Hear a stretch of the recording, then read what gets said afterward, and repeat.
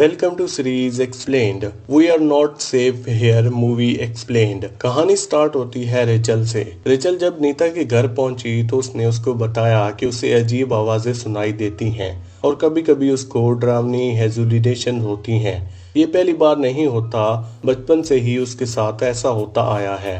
उसने अपनी best friend lily की बात याद की। लिली ने बचपन में उसे एक पुरानी कहानी सुनाई थी जो उनके एरा में 50-60 साल पीछे हुई थी। कहानी ये थी कि एक छोटी सी मासूम लड़की ने अपनी माँ पर अटैक कर दिया था। जब माँ सो रही थी उसने माँ के कपड़े फाड़ दिए और माँ के चेहरे पर फिलो केस डाल दिया ताकि वो उसके देख ना सके। फिर उस छोटी सी लड़की ने अपनी माँ को पूरे घर में घेंस लिया जो नॉर्मली उसके लिए पॉसिबल नहीं हुआ।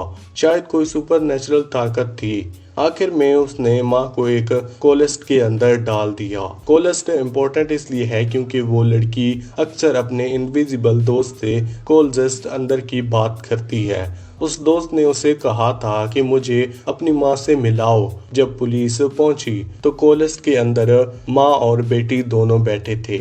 माँ खून से भीगी हुई थी और छोटी लड़की माँ के बालों को ब्रश कर रही थी, साथ ही अपने इनविजिबल दोस्त से बात कर रही थी। माँ हॉस्पिटल ले जाते वक्त मर गई। ये सब सुनकर रेचल को बहुत डर लगने लगा था। फिर जब रेचल घर लौटने लगी उसने देखा कि लिली अलग रास्ते पर जा रही है। दोनों एक पुराने घर के सामने पहुंच गए। वही घर जहां वो इंसिडेंट हुआ था। वहां रिचल को एक फोटो दिखता है। फोटो में वो दोनों रिचल और लिली साइकिल पर आए हुए दिख रहे थे। फोटो पुरानी और फेड लग रही थी लेकिन उनके कपड़े वही थे जो उस वक्त उन्होंने पहने थे। सबसे अजीब बात ये थी कि फोटो में लिली के सर पर एक पिलो केस था। रिचल समझ गई कि वो खतरे में है। उसने लिली के चेहरे पर घबराहट देखी। उसकी आंखें फैल गई और बस धीरे धीरे बोला लिसन, लेकिन रिचल को कुछ सुनाई नहीं दिया। तब लिली ने कोलेस्ट की तरफ इशारा किया, मतलब आवाज वहीं से आ रही थी। रिचल कोलेस्ट के पास गई और जैसे ही उसने दूर खोला एक तेज हवा झोंका आया और बिल्कुल फ्रीज हो गई। उस वक्त लिली ने जोर से सांस ली जैसे उसने कुछ डरावना देख लिया हो, लेकिन रिचल को वो चीज दिखाई नहीं थी। सिर्फ हल्की सी विस्पर सुनाई दी और दोनों डर के भाग गए। वो दोनों साइकिल चलाते चलाते थक कर रुक गए। रिचल ने बार बार पूछा कि लिली ने अंदर क्या देखा, लेकिन लिली चुप रही। रिचल ने उसे वादा किया कि अगले दिन बताएगी, लेकिन अगली सुबह ना लिली मिली और ना ही उसकी माँ। दोनों गायब हो गए थे। उनका घर वैसे का वैसा था, बस उनकी कोई खबर नहीं मिली। शुरू में ऐसा लगा था कि रिचल सिर्फ अपने हेलुसिनेशन और डरावने एक्सपीरियंस नीता से शेयर कर रही है क्योंकि नीता उसकी बातों को पॉइंटली सुनती थी। लेकिन धीरे धीरे समझ आ गया कि रिचल का एक क्लियर गोल था। ये कहना मुश्किल था कि रिचल जो कहानी सुना रही थी वो असल इंसिडेंट पर बेस्ड थी या उसकी इमेजिनेशन का हिस्सा, क्योंकि उसकी मेमोरी रिलायबल नहीं थी। लेकिन एक बात क्लियर थी, उसको स्पिरिट हर्ट और कर रही थी, और क्योंकि हमें कहीं और से कंफर्म नहीं मिलता, हमें रिचल की कहानी पर ही भरोसा करना पड़ता है ताकि बाद में फिल्म में जो होता है वो समझ आ सके। रिचल ने बताया कि जब वो अपना होम टाउन छोड़कर हायर एजुकेशन के लिए गई थी तब उसके हेलुसिनेशन रुक गए थे। जिंदगी नॉर्मल और खुशगवार हो गई थी, लेकिन एक दिन अचानक सब वापस आ गया। उसने याद किया कि एक बार में उसने रेड हेयर वाली औरत को देखा जो उसे कॉर्नर से वेव कर रही थी। रिचल उसके पास गई तो उस औरत धीरे धीरे बोली, वो तुम्हें पसंद करता है, क्या तुम उसके बारे में क्यूरियस हो? फिर उस औरत ने एक एड्रेस लिखा, रिचल को दे दिया। धीरे धीरे रिचल को समझ आ गया कि वो औरत असल में लिली थी। सालों के बाद उसके रेड हेयर उसने पहचान लिए, लेकिन कंफर्म करने से पहले लिली गायब हो गई। बाहर एक बूढ़ी औरत खड़ी थी। रिचल ने उससे पूछा उस रेड हेयर लड़की के बारे में, तो उसने बस मुस्कान के साथ कहा, प्रे करती रहना। रिचल ने अपने थॉट एक डायरी में नोट किए थे। जब उस रात नीता भी हेलुसिनेशन होने लगे तो उसने डायरी खोली आंसर ढूंढने के लिए। उस डायरी में वही एड्रेस लिखा था।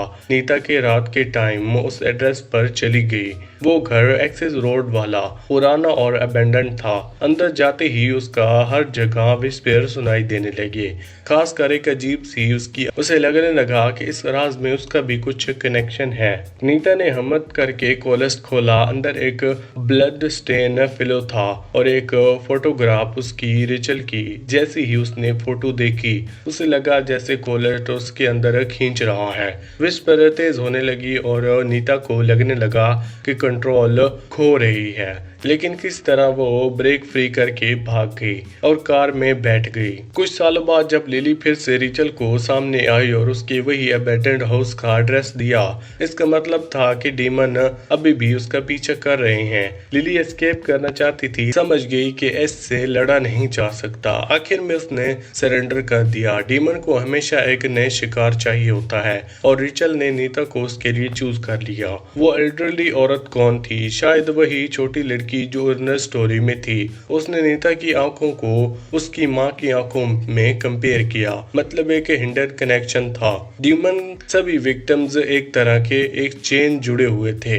जो भी ड्यूमन के कंट्रोल में आता वो कभी नॉर्मल लाइफ में वापस नहीं जा सकता था। अपनी जान देना शायद एक ऑप्शन था, लेकिन हो सकता था कि आत्मा कभी फरीब ना हो। ड्यूमन उनकी रूह छीन लेता और उन्हें अपने पपेट बना देता। रिचल ने नीता से माफी मांगी। उसने कहा कि उसने बहुत कोशिश की थी कि इस शैतानी ताकत से लड़ने की, लेकिन वो फेल हो गई। उसे समझ आ गया जैसे वो नीता के साथ अपना राज शेयर करती।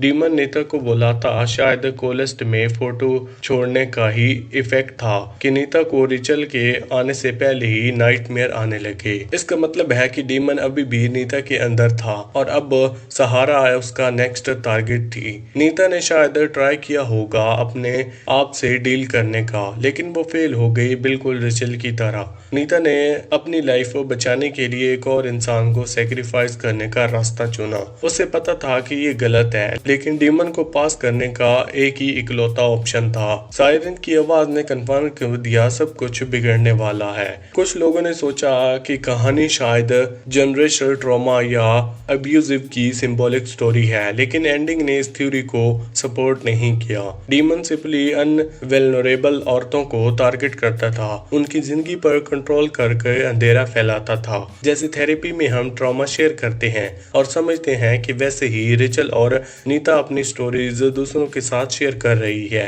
लेकिन उनकी कहानी सुनने वाले भी धीरे धीरे इस बर्डन का हिस्सा बन जाते हैं। और अगर फिल्म दिखाने के बाद तुम्हें सफोकेशन या डार्कनेस फील हुई तो शायद वो इसलिए तुम्हारे सर पर भी इनविजिबल पिलो था। इसी के साथ ये मूवी यहीं पर एंड होती है। आपको कौन सी मूवी या फिर वेब सीरीज का एक्सप्लेनेशन चाहिए हमें कमेंट सेक्शन में जरूर बताना। वीडियो अच्छी लगी तो वीडियो को